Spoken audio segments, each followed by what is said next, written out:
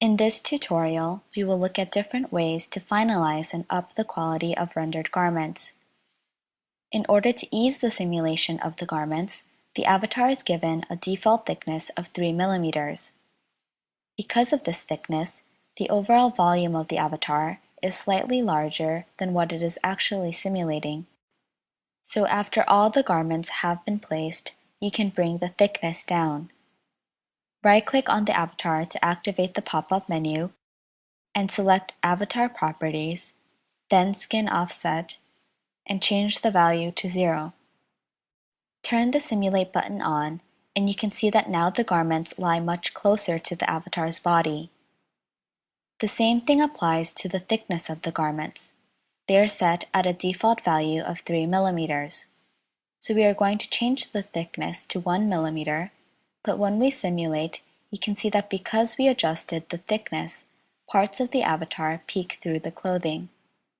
This is something we can solve by lowering the particle distance, which is ultimately what determines the quality of the overall rendering. Select all the garments and then change the particle distance under the property editor to 5. Sync and then simulate to render the garment. Now the problematic areas have all disappeared and the quality of the rendering has improved significantly.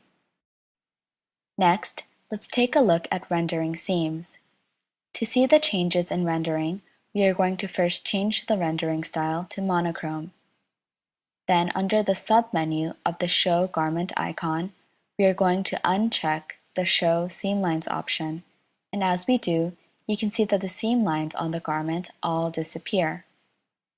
The seam lines option we just deactivated is actually something that can only be seen in Clo3D and will not be rendered if the file is exported into the Show Player or another 3D program.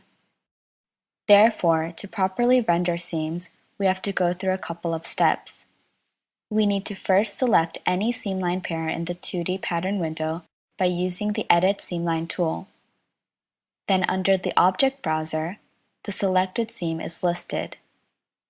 Use the scroll bar to locate the very first seam at the top of the list, select it, then holding down the Shift key, select the very last seam listed. This will select all the seamline pairs in the current file. Next, under the Property Editor, change the fold angle to a value between 200 and 240 degrees. This angle is of course applied slightly differently depending on the kind of fabric that is being rendered, but in general, fabrics like silk and jersey do not fold as well as stiffer fabrics like denim or cotton poplins. So keep this in mind when adjusting the fold angles. Turn the Simulate button on, and you can see that now the seam lines have some definition. You can use the same technique to express top stitching, but instead of adjusting the angle for seamline pairs, you adjust the fold angle of internal lines.